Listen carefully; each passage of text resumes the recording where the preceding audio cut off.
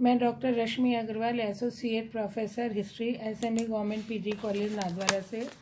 हम first year history का second paper history of India, जिसका कालखंड 1000 से 1707 तक का है, उसका अध्ययन कर रहे हैं।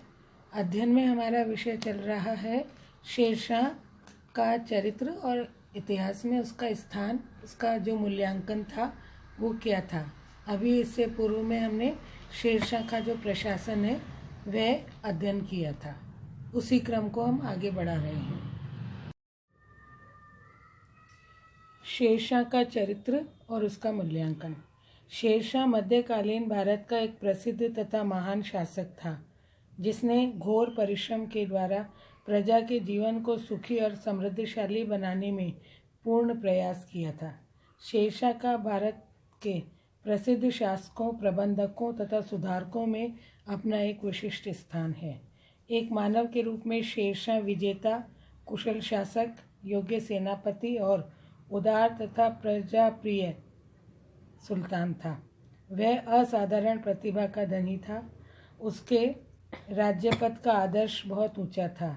वह प्रजा हितैषी तथा दयालु शासक था। शेरशाह प्रजा के जीवन को सुखी बनाना अपना कर्तव्य समझता था।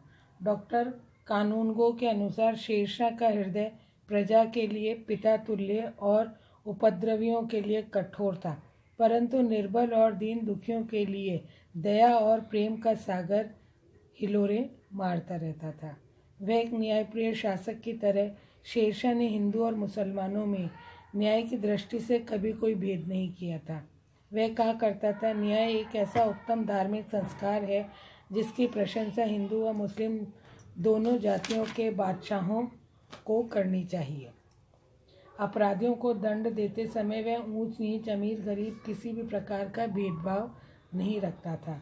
अर्स्किन ने ठीक ही लिखा है, अकबर से पूर्व किसी अन्य बादशाह में शेरशाह जैसी विधायक भावना और प्रजा संरक्षता नहीं देखी गई थी। शासन प्रबंधक के रूप में शेरशाह अपनी उच्च कोटि की कुशलता का परिचय दे चुका था। डॉक्टर एल श्रीवास्तव का मानना है, अकबर की भांति ही उसने शासन करने के मौलिक सिद्धांतों के साथ छोटी छोटी जानकारियों को ग्रहण करने की क्षमता रखी थी। भूमि व्यवस्था की प्राचीन उपयोगी संस्थाओं को पुनर्जीवित करने का श्रेय उसे ही प्राप्त है, बल्कि इसके सुप्रबंध, सुधार और संस्कारों का श्रेय भी उसी को ही जाता है। शेरशाह ने राज्य सिंहासन पर बैठते ही प्रचलित शासन प्रणाली की त्रुटियों को भांप लिया था और उन्हें दूर करने का एक कुशल प्रशासक की तरह से प्रयास किया था।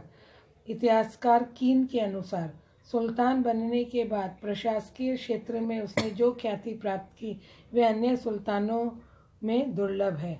वह अपने कर्मचारियों को कहा करता था, उन्हें सदैव चुस्त तथा सचेत रहना चाहिए। उन्हें अपनी महानता अपनी पदवी से नहीं अपितु प्रजाति के कार्यों की तुलना से करनी चाहिए थी। शेरशाह ने सैनिक संगठन, नागरिक प्रशासन, राजस्व विभाग, न्याय प्रबंध आदि क्षेत्रों में सभी में ही आवश्यक सुधार किए थे। शेरशाह एक सफल सैनिक और सेना नायक था। वह वीर, साहसी और धैर्यवान योद्धा था। उसने बंगाल, चौसा तथा कन्नौज के रण क्षेत्रों में असाधारण सैनिक प्रतिभा का परिचय दिया था। उसने रण क्षेत्र में छल कपट से भी काम लिया। उसने रोहतास, मारवाड़ और रायसीन पर विजय कपटपूर्ण व्यवहार से प्राप्त की थी। डॉक्टर कानून को मानते हैं कि शेरशाह के चरित्र में शेर जैसी वीरता और लोमड़ी जैसी कूटनीतिज्ञता थी। एक विचित्र मिश्रण था। शक्तिशाली शत्रुओं को हराने के लिए वह लोमड़ी की तरह छल और कपट से काम लेता था, जबकि दुर्बल शत्रुओं पर वह शेर की भांति टूट पड़ता था। शेरशाह का इस संसार में क्या स्थान है, इतिहास में उसका सुल्तान के रूप में क्या स्थान है, अब थोड़ा सा वो देख लेते हैं। शेरशाह की गणना मध्यकालीन भारत के महान शासकों में की जाती है। डॉक्टर एल श्रीवास्तव के अनुसार शासन प्रबंध, पटुता, चारित्रिक दृढ़ता और संपन्न किए गए कार्यों की दृष्टि से शेरशाह मध्यकालीन भारत के शासकों में एक विशेष स्थान रखता है। इतिहासकार वुलजले हेग, वह भारत के मुस्लिम सम्राटों में सबसे महान था। डॉक्टर मजूमदार, राय चौधरी व दत्त के अनुसार शेरशाह का मूल्यांकन इस प्रकार से किया जा सकता है। शेरशाह वास्तव में मध्यकालीन भारत के इतिहास में एक विलक्षण व्यक्तित्व है। केवल गुण एवं योग्यता के कारण वह एक अत्यंत साधारण स्थिति से उन्नति कर अफगान पुनर्जागरण नेता तथा भारत में उत्पन्न सबसे बड़े शासकों में से एक बन गया था। उसे सैनिक चरित्र में सावधानी एवं साहस व अद्भुत संयोग था। उसका राजनीतिक चरित्र सामान्य रूप से न्याययुक्त व मानवतापूर्ण था। उसका धार्मिक रुख मध्यकालीन धर्मांधता से मुक्त था। इमारत बनाने में उसकी श्रेष्ठ रुचि का उत्तम प्रमाण आज भी सहसराम में उसके अच्छे मकबरे के रूप में मौजूद है। उसने अपना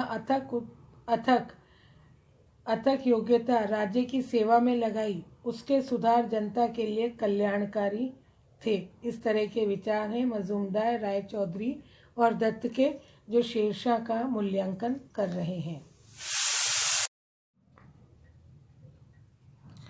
इसी तरह से शेरशाह ने 5 वर्ष के शासनकाल में इतिहास में वह स्थान बना लिया जो अलाउद्दीन तथा अकबर ने लंबे समय तक शासन करने के बाद भी नहीं बनाया था। इतिहासकार गैरेट कहते हैं कि 5 साल के अल्पकाल में जितना कार्य इस योग्य एवं कर्तव्यपरायण व्यक्ति ने किया, उतना थोड़े व्यक्ति ही कर पाते हैं। इतिहासकार अर्स्किन लिखते हैं कि उसमें अकबर से पहले के किसी भी सुल्तान से कानून निर्माता तथा अपनी प्रजा की संरक्षता की भावना अधिक थी।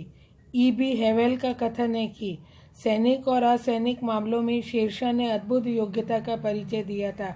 अपने अथक परिश्रम और साहस और शासन के छोटे छोटे मामलों पर व्यक्तिगत ध्यान देकर उसने संपूर्ण हिंदुस्तान में 5 साल के अल्पकाल में ही व्यवस्था को स्थापित कर लिया था। शेरशाह प्रथम मुस्लिम शासक था जिसने भारत में राष्ट्र निर्माण की ओर ध्यान दिया था और दोनों संप्रदायों को साथ लेकर कार्य करने का प्रयास किया था। इसीलिए कहा जाता है कि वह प्रथम मुस्लिम राष्ट्र निर्माता भी था। डॉक्टर कानूनगो कहते हैं कि शेरशाह की अकबर से मुकाबला करने का साहस कर सकता है क्योंकि वह प्रथम राजा था जिसने दूसरे धर्म वालों को शांत करके उनकी भावनाओं को बदला था। शेरशाह को अकबर का अग्रगामी तथा पथ प्रदर्शक भी कहा जाता है। डॉक्टर कानूनगो के अनुसार शेरशाह का अकबर से वही राजनीतिक संबंध है जो चंद्रगुप्त का अशोक से, जूलियस सीजर का ऑगस्टन से, हेनरी द्वितीय का एडवर्ड प्रथम से और हेनरी पंचम का लुई 14वें से रहा होगा। यदि शेरशाह की मृत्यु केवल 5 वर्षों के शासन के बाद अचानक न होती तो मुगलों का पुनरुत्थान शायद इतना शीघ्र नहीं हो पाता। इतिहासकार विंसेंट ए स्मिथ के अनुसार शेरशाह की प्रशंसा करते हुए उन्होंने लिखा है, यदि वह कुछ समय और जीवित रहता तो महान मुगल सम्राटों के इतिहास के रंगमंच पर आ ही नहीं पाते और शेरशाह का शासनकाल ही चलता रहता।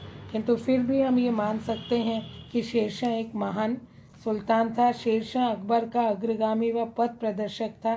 इस तथ्य को अस्वीकार नहीं किया जा सकता। डॉक्टर कानूनगो मानते हैं कि शेरशाह महान सम्राटों में से एक था। Doctor R.P. त्रिपाठी के अनुसार यदि शेरशाह अधिक समय तक जीवित रहता तो संभवतः वह अकबर से महान हो जाता और निसंदेह वह दिल्ली के सर्वश्रेष्ठ सुल्तानों और राजनीतिज्ञों में से एक रहा होता।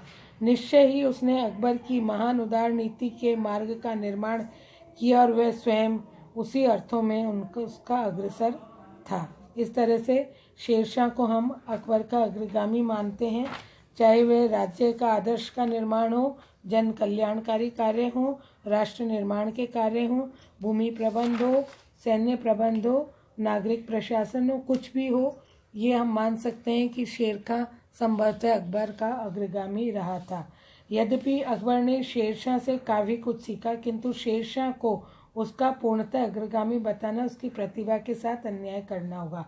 उसने शेरशाह से कुछ लिया तथा उससे व्यवस्थित रूप प्रदान किया था। निष्पक्षता पूर्वक विचार करने के बाद यदि निर्णय किया जाए तो हम ये कह सकते हैं अकबर शेरशाह से अधिक प्रतिभावान था और शेरशाह अब का विश्व में महान सुल्तानों में उसकी गणना की जाती है और ऐसे महान सुल्तान का निधन 22 मई 1545 को हुआ था। इसी के साथ हमारा जो शेरशाह का अध्ययन चल रहा था वह समाप्त होता है। इसके बाद जो शेरशाह के उत्तराधिकारी थे उस पर हम अपना एक PDF डालेंगे आगे, और इसके साथ हमारा शेरशाह पर अध्ययन समाप्त होगा।